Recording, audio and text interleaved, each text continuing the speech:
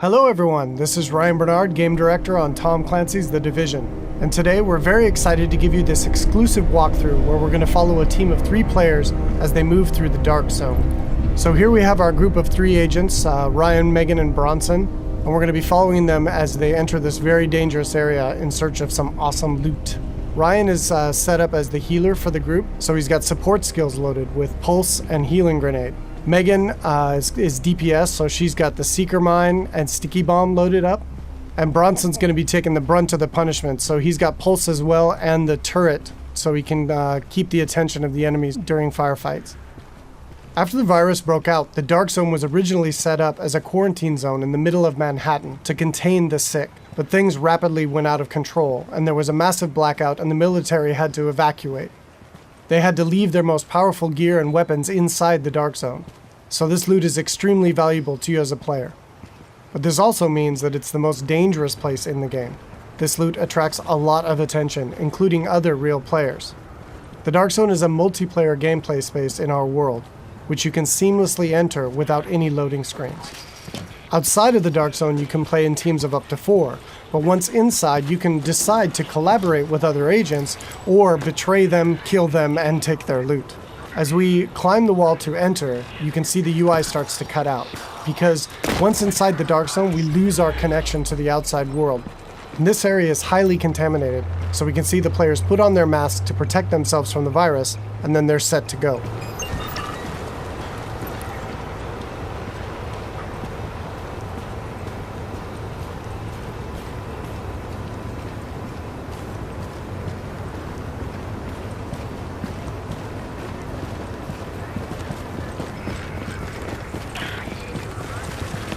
Okay, now we see our group is coming up on some enemies up ahead. As we get closer, we can see that these are actually part of the Rikers faction. And this is a group of convicts which, after the virus broke out, escaped the prison and have flooded into Manhattan to take advantage of the chaos. Here we can see Megan does a pulse, which gives the group information about what enemy types and levels that they'll be facing. And then we can engage. As you can see here, Bronson's going to go up right on top of him and take point, so he can take the attention of the enemies and draw aggro, and we can support him from behind with healing grenades, as you saw there, and covering fire. Using covers in the divisions is really important. You're going to be seeing the agents here as they move around flanking the different enemies, moving cover to cover, using height elevation to their advantage, and really trying to make sure that you're not exposed at any time, because when you're out of cover, you take a lot of damage from enemies. And it looks like we've only got a couple Rikers left here, and Bronson is really taking his role to heart and pushing right up into their face. And they've cleared him out. And here you can see Bronson's actually been a little bit too hardcore on this, and he's in what we call the down state. So since they're playing in a group, Ryan can head over and actually revive him so he doesn't die and need to respawn and run back to his group, and he can get right back into the action. And here we can see that Ryan's actually found a loot crate. And he's gotten extremely lucky and has gotten a legendary drop. But as we can see, it's actually contaminated. All gear and weapons in the Dark Zone are contaminated, and they need to be extracted before they can be actually equipped by the players or agents in the game. So in order to do that, our group is going to move to a nearby extraction point in Bryant Park. Once the group is inside an extraction area, they'll need to shoot up a flare which calls in a helicopter. Then they need to hold tight for 90 seconds and extract their goods. Alright, now we see our group has come across a different group of enemies, and these are the Cleaners. Cleaners used to work for the city of New York, but they got trapped on Manhattan when the quarantine was declared, and they've lost it. They want to, in their own minds, clean the city from the virus by burning anything and everything in their path, dead or alive. And this group of Cleaners is actually a tougher group of what we call elites in the game. They have much higher health pools and much higher damage output.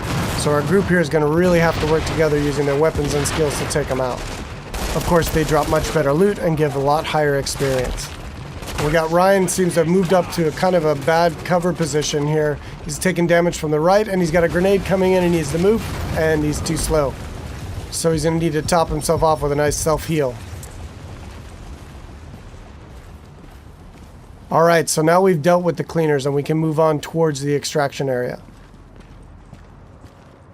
But it looks like our group is not alone, and another group of players is in the same extraction area. In the Dark Zone, it's very important to find out player intention relatively quickly, whether or not they're a friend or foe. But it looks like these two are not interested in engaging, so our group's going to continue on and try to get that legendary weapon out. Extraction detected. Proceed with caution. Another team of agents has actually started an extraction, and our group is going to move to investigate.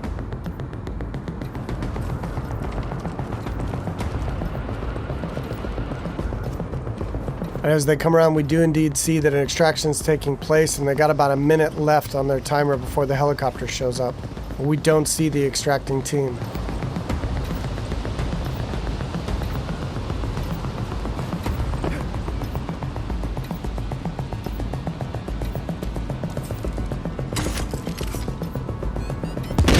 Oh, here we see that the extracting team actually got the jump on our group, and Bronson's been quickly down, and since they engaged on us, they have now been flagged as rogue, which puts a big bounty on their back for a certain period of time.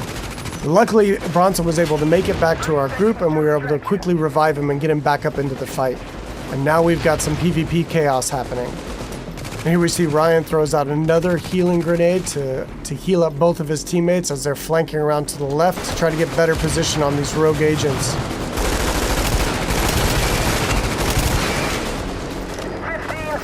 Alright, we see Megan's going to throw out another pulse, which really gives us good positioning on their locations.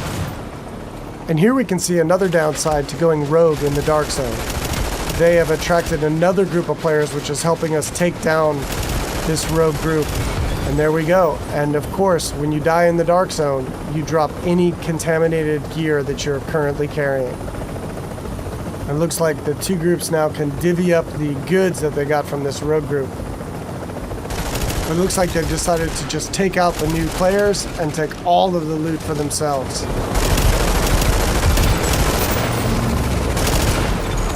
You are attacking friendly forces. Rogue protocol initiated.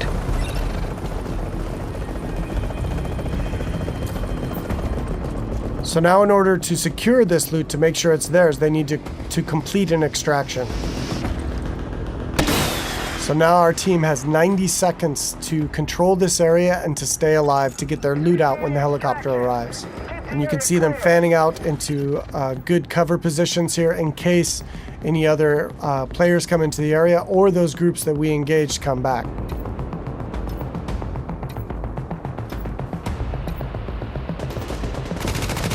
Which it looks like indeed they do.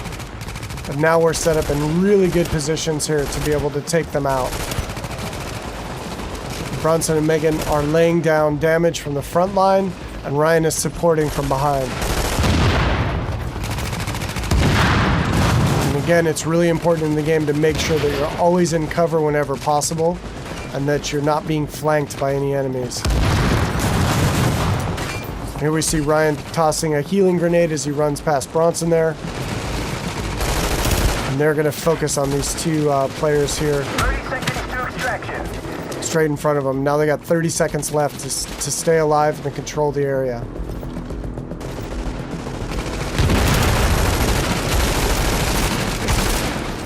And that was some nice coordination there. It looks like a double kill coming off. All right, and they dealt with the other group yet again, and now the helicopters arrived. So they were able to survive and be able to get their loot out. And we'll head back to their base of operations.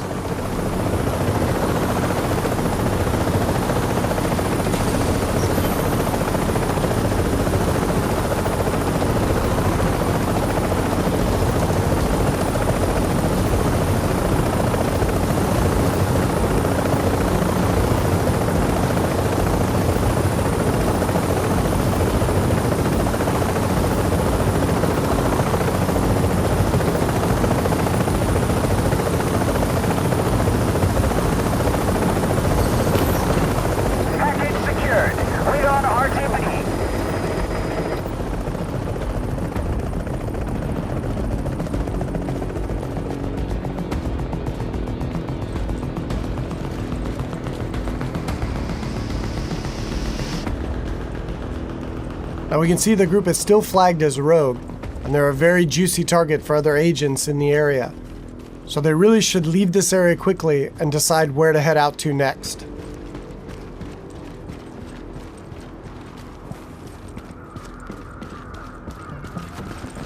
Alright, so that's it for today. I hope you enjoyed a little glimpse into the gameplay inside the dark zone of Tom Clancy's The Division.